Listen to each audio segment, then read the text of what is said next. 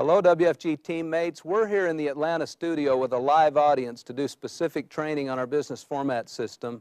Our goal is to help you understand the principles and the keys that will help you succeed here at WFG. You know, we have a vision, we have a mission, but we have a system. Our vision is to build the fastest growing, soon to be largest, most dynamic, well-respected financial services organization in the entire industry.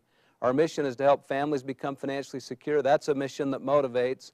I was thinking a little earlier about all the causes. There's many great causes in this world. There are great health causes and charitable causes and religious causes. But from a business standpoint, I don't think there's a greater cause than that of helping families become financially secure. And we have a system. Our system is so critical, you all. It's important that you understand our system is the vehicle that'll help us achieve our vision and our mission. The dictionary describes a system as a set of interrelated ideas or principles, and that's what we have at WFG. We have a system that's duplicatable, it's transferable, it's interrelated ideas that help you understand how to prospect, how to make sales, how to recruit, getting your people licensed, and going all the way through our training system. It's a retention system, it's a leadership development system.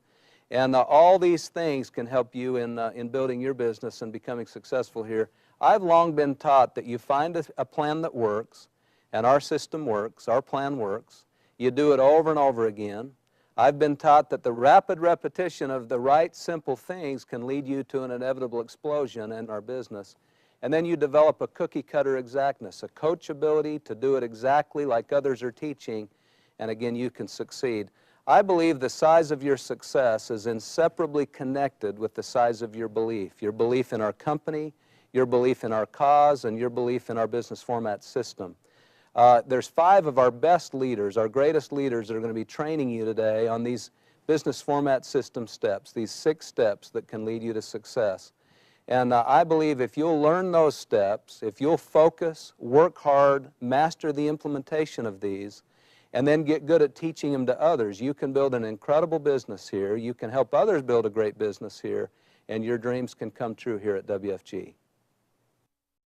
Hey, good afternoon, everyone. I'm very excited to be here today. We're talking to you about the 6 steps, the business format system, and I feel that I probably have one of the most vital steps in the entire 6 steps of the business format system, which is prospecting. You know, when I first started in this company, I was trying to figure out how to build my company and build this business with World Financial Group, and they told me I had to have a business plan, and I didn't know what that really was, and I started to figure out who I wanted to contact or how do you get clients and stuff like that. And one thing I did, and I learned as I started to read the business format system manual, is that I wanted to talk to my sister and my cousins and my family members, but I just didn't think that I had the credibility to do that. And so I deleted a lot of names. I just didn't want to talk to them about our company or this company that I'm working with. And so one thing I want to encourage all of you to do is that you need to put together a top 25 list, okay? And when you put this top 25 list, I want you to add names to this top 25 list and never delete names, you know? I want you to understand that we've got a memory jogger available for you so you can go back and add these names to your top 25 list, and as you're putting all these names down, I mean, we have in that memory jogger, you'll see different people that you never even thought, for certain people you may have forgotten that really needs to see and hear our story with World Financial and World Financial Group. And so one thing that I want to really encourage you to do is sit down with your leaders, okay, and your marketing directors and different field trainers that are in your office and in the field with you, and sit down and write down all these names, and don't delete anybody's names. And we have a certain type of profile that we're looking for you to identify and put down on this list. And one thing I did when I first started in the company is I started writing down people that were unemployed, and you know they were real young and wasn't business savvy, and so we have a profile that you want to look at. The 7 or 8 steps now, or the 8 profiles that we have is number 1, you want to find out people that are at least 25 years of age, that are married with children, they have homes, and they're dissatisfied with their profession or their work, and they're ambitious and motivated, and they have that entrepreneurial mindset, you know. And to me, of all those different things, it's not particularly are they a homeowner or do they have children. To me, out of those 7, 8 things, I think the most important ingredient there is if they're dissatisfied. I always felt that I have someone in my office, a very young lady, who did not meet those criteria. She was relatively young when she first started. She was 23 years old. She was not married, didn't have a home. She had a job, though, and she was not making $50,000 or $40,000. She was probably making about $24,000 a year, but she was ambitious. And when we first sat down with her, it was interesting to find out how mature she was and for her age and how motivated and dissatisfied that encouraged her to really pursue something that she really wanted to do. And so I want you to put down those things in your top 25, and in your top 25 you'll see little circles there that you could circle as numbers 1 through 8, and you just circle those so you can share with your trainer exactly the kind of person that we're going to be talking to.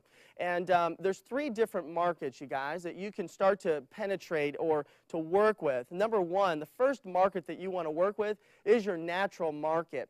Okay, your natural market are your family and your friends and people that you know that you have some sort of day-to-day activities. And one thing that I want you to understand is that when I first started, I was talking to you earlier about my sister.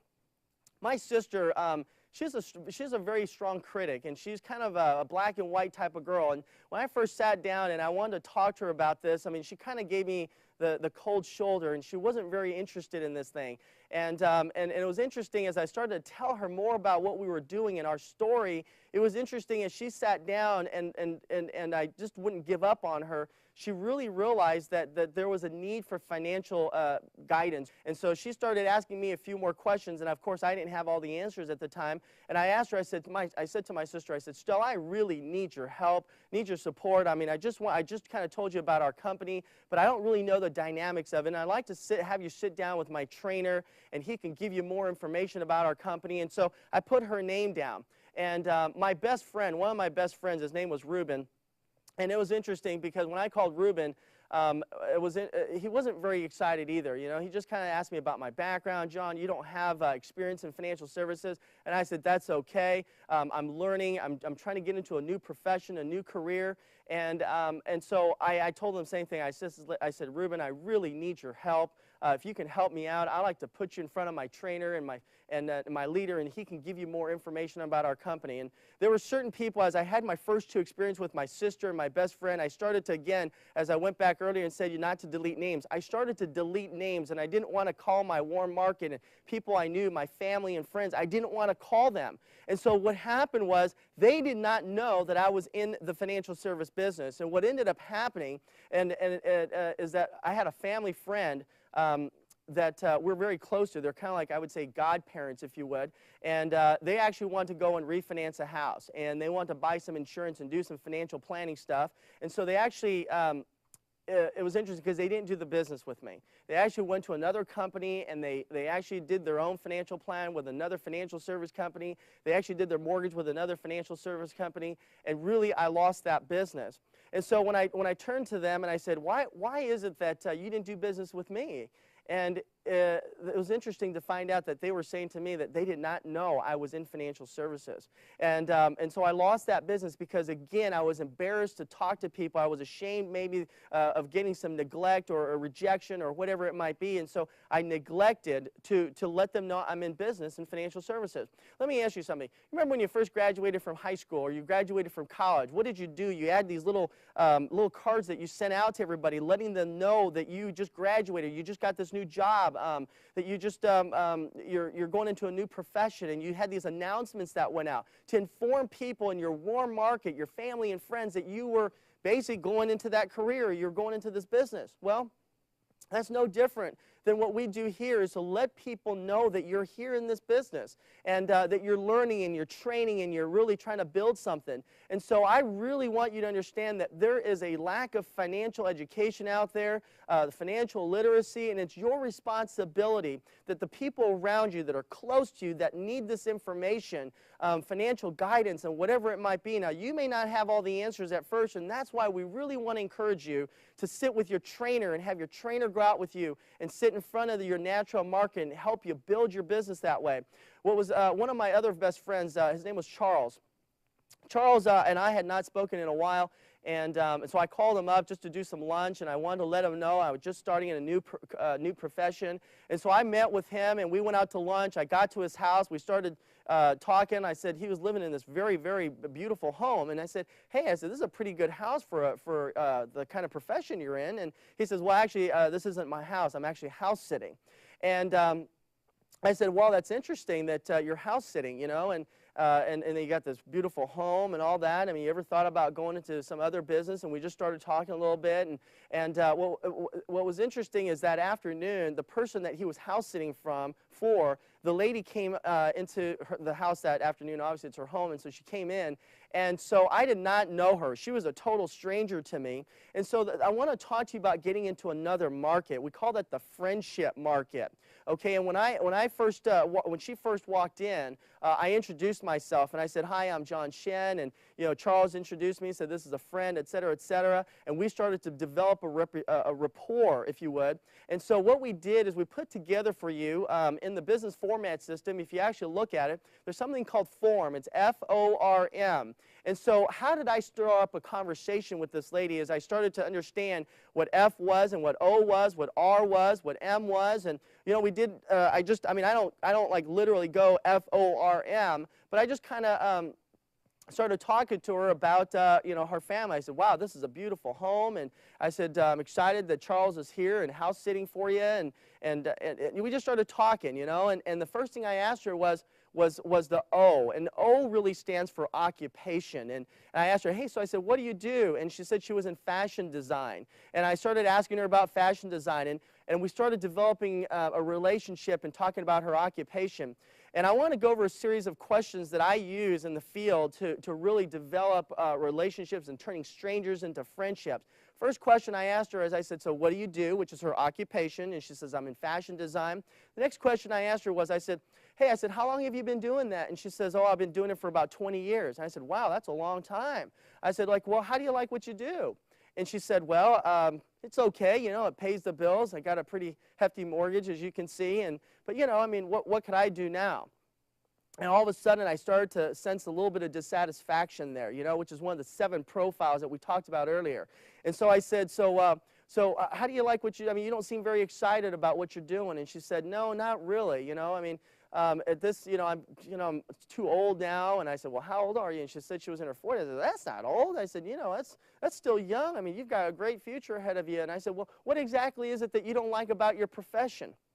And she says, well, it's just long hours. It's very tedious, and it's stressful. We have time guidelines, this and that, and she just didn't seem very happy with what she did. And I said, well, let me ask you something. I mean, now that I found out what her dissatisfaction was, it gave me an opportunity to start talking to her about M, which is her message, which is our message. When I piqued her interest, I said, you've got great people skills, and you seem very motivated. You seem like a very well business-rounded individual. I said, our company is looking for people just like you, and we're expanding all over the 50 states and internationally into Canada and stuff. And I said, you know what, I'd like to sit down with you.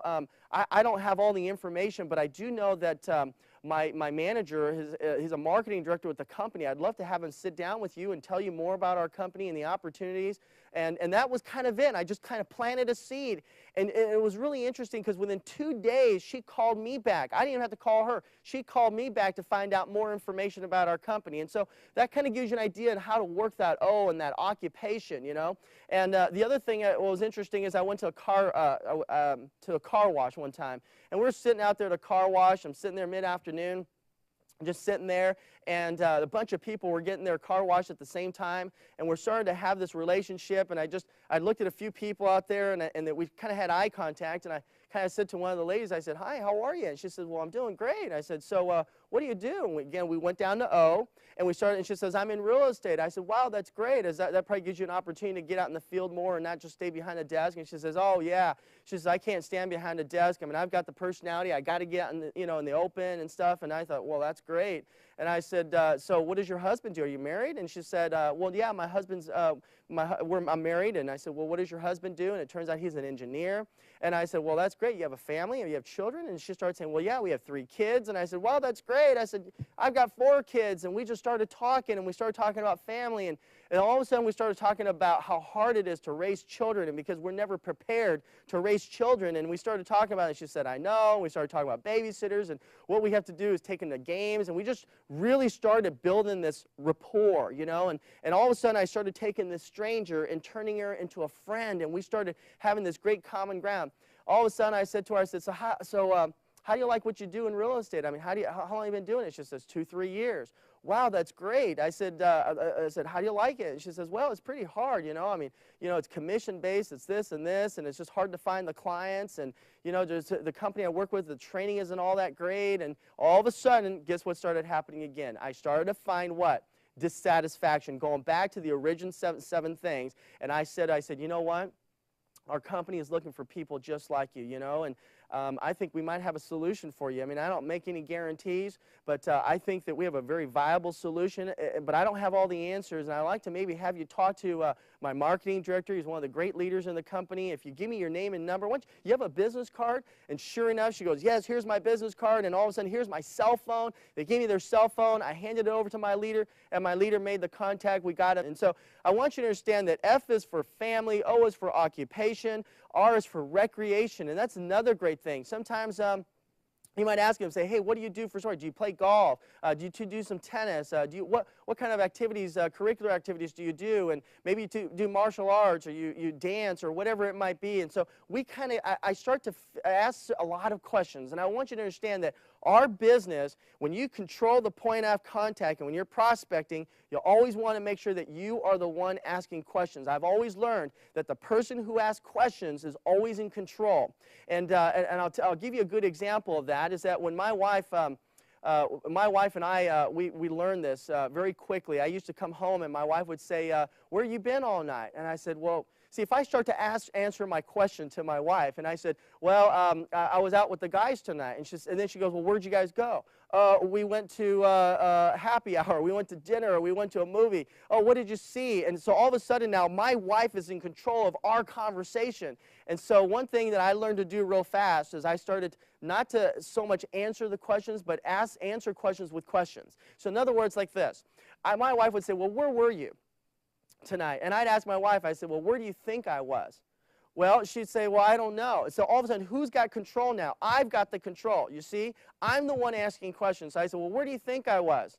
And she says, well, I don't know. That's why I'm asking you. And I said, well, do you see how she redirected that question back to me? And I said, well, where do you think I was? And she says, well, I think you were probably out with the guys. And I said, exactly. But now my wife started learning how I started asking questions. So now she started asking me questions with questions. And it's kind of interesting because now I turn around and we have 4 children at home, and I come home and my wife says, where have you been?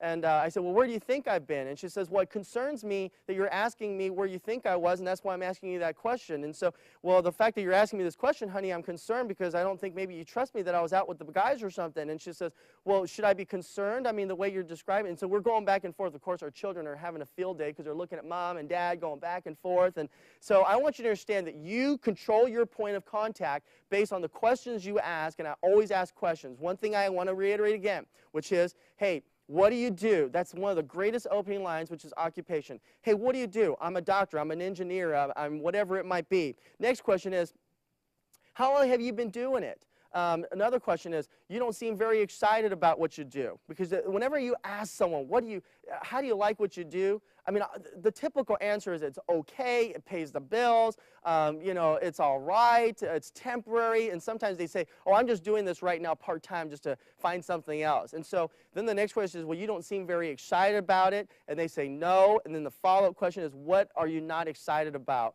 that you do? And this is where they start to show their dissatisfaction with what they do. So now the next thing that I want you to understand, another market that we get into is called the friendship borrowing market. Okay, so far we covered the natural market, which is your family, your friends, and again, it's so important to talk to them. Again, if you believe in what we do and the financial products and concepts that we offer, and how this could perhaps enable, it could not that we're saying that every product we have can meet everyone's needs, but at least to sit down and put a comprehensive plan together and letting people know that you're in this field, and so when the time comes, because sometimes they may not be ready and they may always come back to you on a later time. So we know that we got to start to penetrate that natural market. The friendship market, which is turning strangers into friends. And then the last market I want to talk to you about is friendship borrowing. Friendship borrowing, and I want to identify this as, we have an acronym for you, and we want you to use this. It's STEAM. It's S-T-E-A-M, and you can allude to your business format system book, and you'll see something in there called STEAM. And one thing that I do, sometimes when I was talking to a couple of my friends, I was talking to another good friend of mine. His name is Michael, and as I sat to talk to Michael, now Michael is kind of one of those guys that just doesn't believe he can't do anything. I mean, he just low self-esteem, just is not very motivated, and just kind of feels like the world's coming to an end. I mean, but he's a friend, you know, and I love the guy for who he is, but just doesn't have a lot of desire and just motivation. And so when I first talked to him about the business, he didn't show much interest, which is okay because he did become a client. And so one thing that I did ask him is I said, hey, Mike, I said, I know that you're not interested in business, but let me ask you something. Do you know someone who might be a good salesperson? Do you know someone who's a good teacher, someone who's real enthusiastic and ambitious and motivated, money motivated, whatever it might be? And he said, hey, you know what? And I said, what? And well, he turned me to his sister.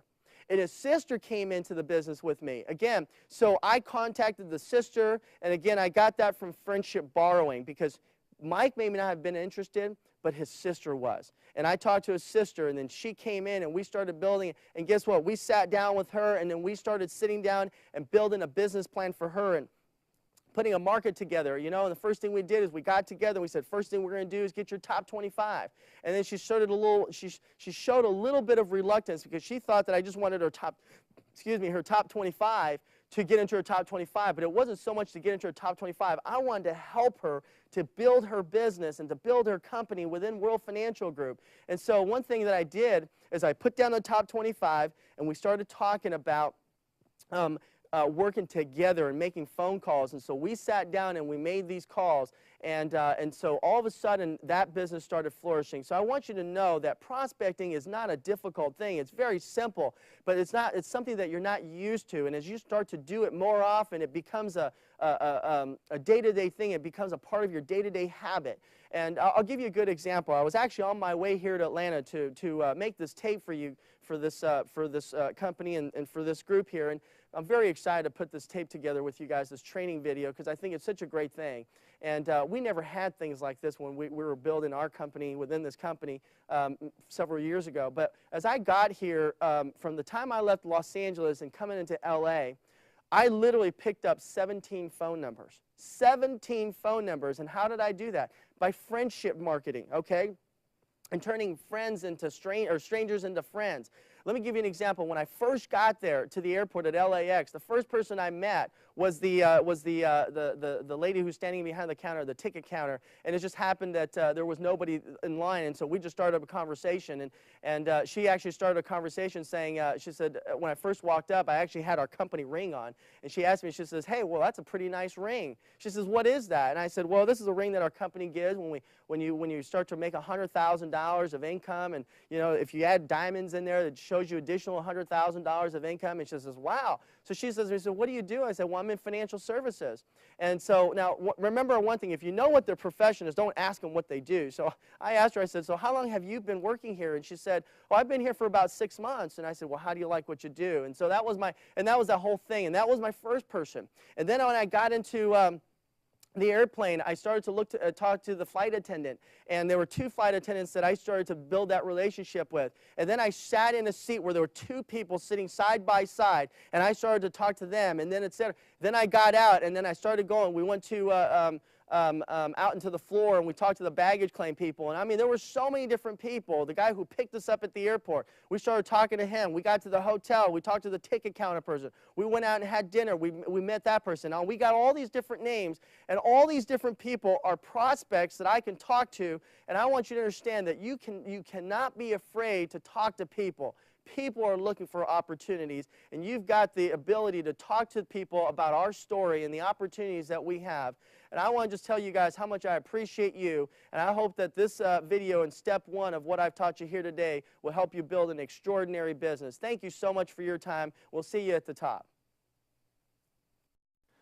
I'm excited to have a chance to share some ideas with you today about the approach and contact, which Most people would tell you inside the business format system may be the most important component inside our system is the ability to make approaches and contact people successfully in our business. One of the great opportunities